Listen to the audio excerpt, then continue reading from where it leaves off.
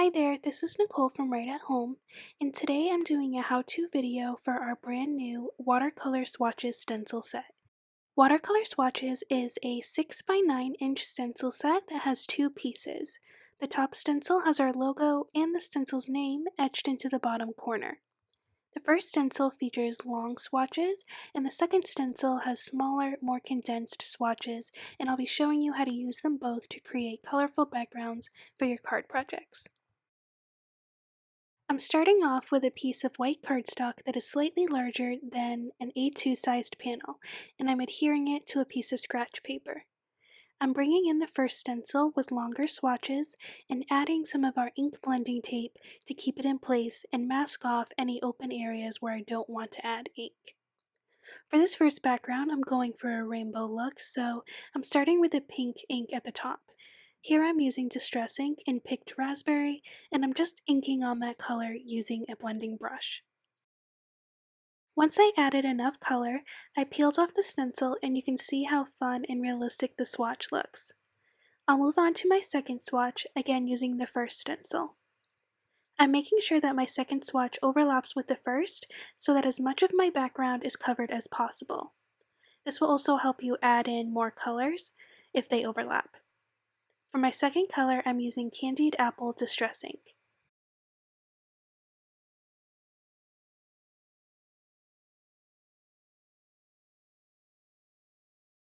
When you peel off the stencil, you can see how cool these swatches look together and the extra dimension that overlapping the swatches adds. For my third swatch, I'm going in with Spiced Marmalade Distress ink, and for all of these swatches, I'm applying the color pretty evenly, but you can also add some variation by concentrating the color in one part of the swatch, and I'll be showing you an example of this in my next background.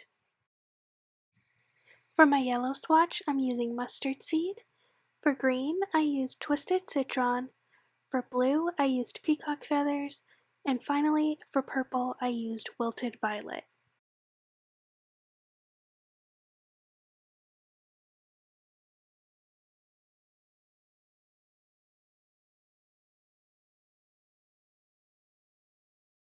And here's the reveal of the final panel.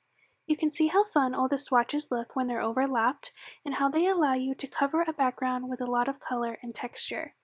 I especially love when the inks overlap and create a new color, like with the twisted citron and peacock feathers. And because these are distress inks, you can splatter water over the top and pick up the excess with a cloth to create lighter spots, which just adds even more to the watercolored look. For my next background, I'm starting with another white panel that's slightly larger than A2 size, but this time I'll also be using the smaller swatches stencil. I'm starting with one of the circle swatches in the top corner and inking it up with mustard seed distress ink. I'm focusing the color in the top left corner and blending out whatever's left to the rest of the opening. I also decided to bring in some fossilized amber just to add more depth. For the next swatch, I'm going in with one of the longer swatches here and making sure to have it slightly overlap with the yellow one I just inked. I'll be using Spun Sugar and a little Picked Raspberry for this swatch, and these four colors will be my color palette for the whole panel. And you can see when I peel off the stencil here how awesome that swatch looks when you mix two colors within one swatch, but then also overlap swatches that have complementary colors. I'm going in with Picked Raspberry for the zigzag swatch here and just blending out that color.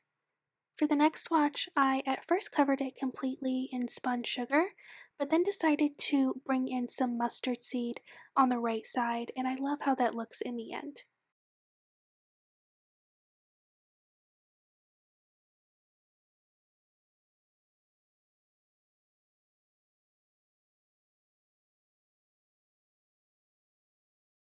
I'll be repeating the same process and alternating between the same four ink colors until my background is completely covered.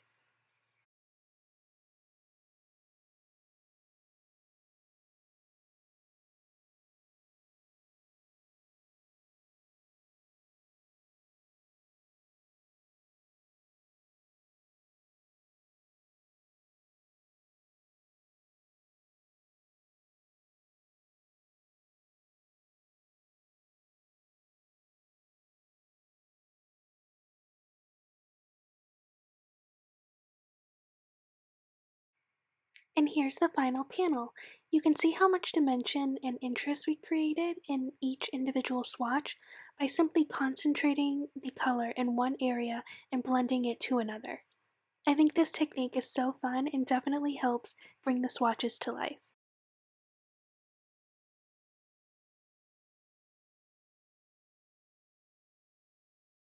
For the last background, I'm using a larger panel. This one is about the size of a slimline card, and I'll be covering the entire background using the longer swatches. I'm going to be using the same technique from the last panel, where I incorporate two colors within one swatch. Here I'm using Hero Art's Mint Julep and Tide Pool.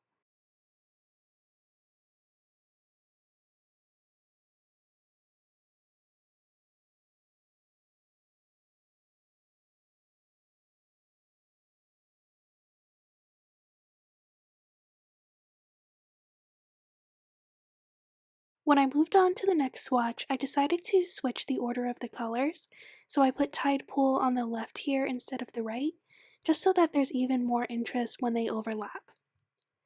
I even flipped the stencil upside down, so I was able to get the mirrored image of the swatches and just continued the same process until the entire panel was covered, which you can see here.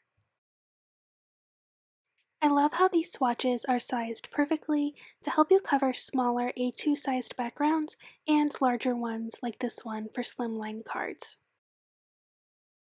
And here's a look back at all three panels. For this first one, we used just the long swatches and a rainbow of ink colors to create a bright, artsy background. For our second panel, we used both stencils and four ink colors and focused on adding color in one area and really blending it out to the other areas to help achieve that watercolored look. And for this last panel, we used the longer swatches to cover a larger area with a more subtle color palette that creates the perfect backdrop for your card. I hope you enjoyed this how-to video for our watercolor swatches stencil set that is now available on our website at www.writeathomeshop.com. Let me know what you think of this stencil in the comments below, and make sure to subscribe to this channel before you leave. Bye!